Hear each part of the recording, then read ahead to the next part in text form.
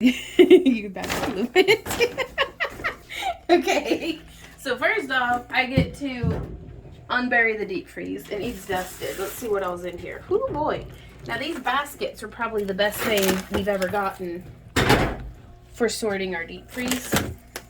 And it's just because it's so nice to be able to remove stuff. Randy Kennedy, you behave yourself. Never. Okay. But this is why you hire a tripod. That's true. Okay, so now that Randy has gone to get a tripod, I had made these foam board dividers. It's what I had at the time, but it doesn't really, you can see, it doesn't really hold up. And then this back part has kind of filled up with ice. But we tried to do it by compartments. So we have a vegetable compartment, another vegetable compartment, some meats and stuff. So I'm going to get this completely unloaded, chisel out the sides a bit, and then start in again. Oh, that hurt. Oh, okay. Yeah, we're not eating this. That'll go to the chickens. So what I'm doing here is I am just literally yeeting all of our meat into one bin, cooler, whatever you call it. Ooh, these are, oh, that's cookie dough. I thought it was keto sausage balls. I actually think that's its opposite to keto sausage balls as a person can get. Okay, I'm going to go ahead and chunk the ice in there just to help keep it cool. Jimmy sausages. There's some logs of frozen ground beef. Here's a thing of broth. Hey, what you doing? Oh, what's that? Oh, that's a chicken boob. Chicken. No, but like this one here, what's this? Don't. Probably something with sugar in it. There's some more chicken. There's some more chicken. What is this? Millie, watch your head. Oh my gosh. 80-20 ground beef. Hey. And this is... Ooh, I'm so clumsy today. Ooh, this is venison hamburger. Hamburger. 80-20 ground beef. 80-20 ground beef. 80-20 ground beef. Bet it's 80-20 ground beef. I bet you you're right. Okay. And there's... Ooh, I found a spoon. Spoon. I'll trade you. There's that one. Oh, thank you for rinsing it I will off. treasure this forever.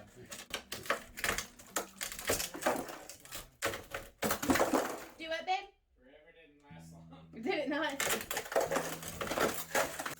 Do you think we should get some wood or something to make a better divider? I don't know.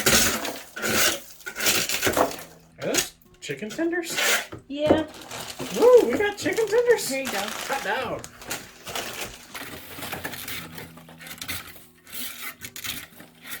Probably should just empty it first all the way, right? Mm-hmm. Okay. You were just gonna let me. Okay. Well, once my hands get cold, everything's all slippery. Ooh, the vacuum seal. Beat you to Big it. cut. A lot of cheddar. We like the cheddar.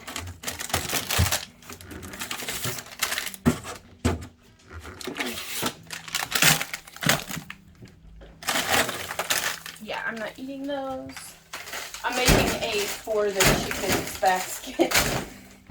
Where it's like all these misguided attempts at Brussels. yeah. Ooh, I got more of these. What are these? These nuts. These vegetables? No, it's mixed vegetables. Do what? Huh? These are for me, not for the chickens. So they can have some too if they want. Hey, this is that cheesy chicken and rice casserole that I made right before we went low carb. Still gonna eat that one day. Some butternut squash. Ooh, Parmesan. So, in all fairness, this foam board thing held up pretty well. Like, and it certainly did the job of allowing us to make piles vertically and keep things kind of divided. And okay, so I'm just coming in. Ooh.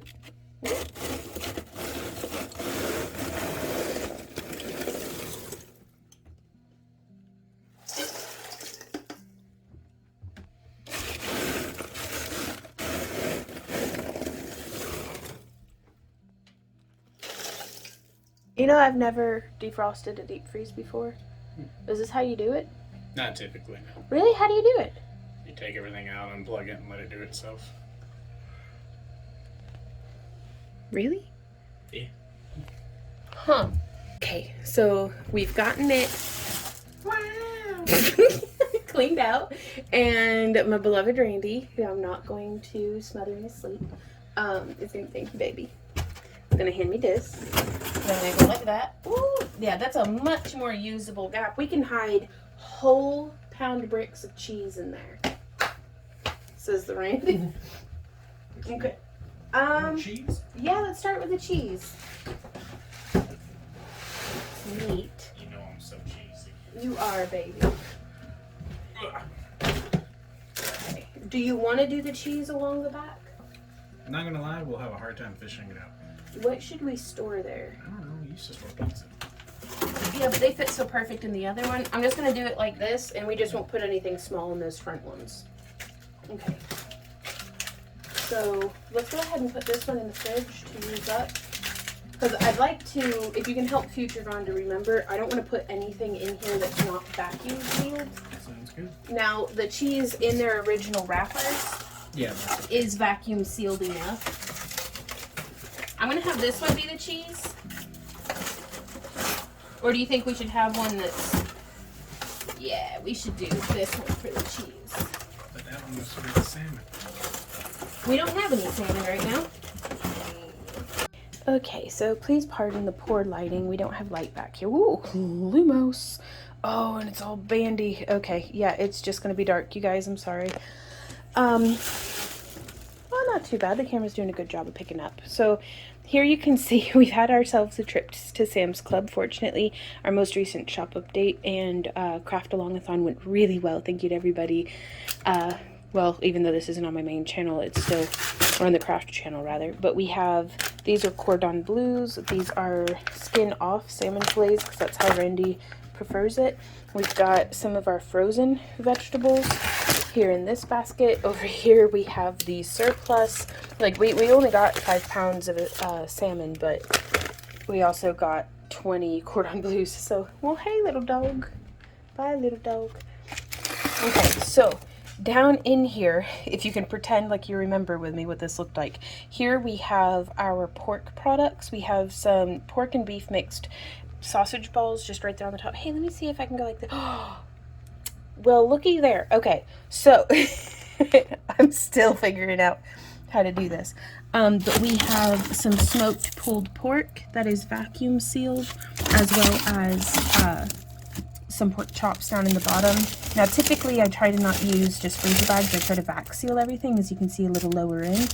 But these are just chicken wings that we need eaten up. So here we have our cheese, which I still have not vacuum sealed up. We got 10 pounds of whole milk mozzarella that we are going to seal up into 10 1-pound bags of mozzarella, because that's about how much we use at a time. You know, like about 1 pound a week of that. And then right here is where, let me check my chart. So to try to help keep myself organized, I use in my planner, actually I don't think you don't need the flash on for this, but we have our pulled pork, and that's also where I would put loins. We have our chicken, whether it's breasts, thighs, legs, whatever, it just goes in there. Our cheeses, whatever they are, or like any different varieties of frozen cheese. This is where we're keeping this spot open that currently has the ice in it for our beef roasts, because I have 3. roasts that need vac sealed and put into the freezer. And then we have our ground beef, sausage, brats, and meatballs. And then like different freezer and casserole things. But yeah, so that's just so future Vaughn can hopefully stay on track. So now back into the freezer so you can see. So again, this will be where we put our beef roast. Just slide that on over. And then here we have our Italian sausages, our kielbasas, breakfast sausages. This is also where we would put our bacon. And then ground beef. Now I do keep a lot of canned ground beef, but I use that primarily just for tacos or meat sauces. If I'm doing meatballs or pattying it out or loaves or anything like that, I do like to just use frozen ground beef. Over here we have a freezer meal, casserole style. Green beans blanched and frozen from the garden, 2 bags of shrimp, and then some more green beans. So that is this deep freeze. Now I'm going to track and see how long this lasts us with regular consumption without restocking, just to see really how long that gets us, because I think we could actually do for storing a year's worth of food in conjunction with our canned and dry goods. We could use 2, maybe even 3 of these freezers, but we'll see. We're going to start with the one that we have and go from there. So here we have our fridge freezer, and this is pretty low right now, but we have our next meal that needs defrosted, which is frozen broccoli and chicken wings. This is where we keep our frozen pizzas, because frozen pizza, like I don't feel like I have to justify myself, as well as these cauliflower crusts that we're eating up. Frozen fruit. One of these makes 2 servings of keto chow, which is a like protein shake, a low carb protein shake, no sugar, that Randy and I enjoy. And in our blender we kind of have to split this in half, but it makes a really great shake. And then our ice cream. Don't judge. So it's all no sugar added except for these strawberry bars over here. But those are left over from before we went no sugar or low sugar rather. And then ice. So these ones are pretty straightforward. But yeah, so that is our freezer. I don't know if I can, make a smiley face for you guys. There we go. Hey guys, so don't mind all the dirty laundry and everything behind me. We're in the middle of being human.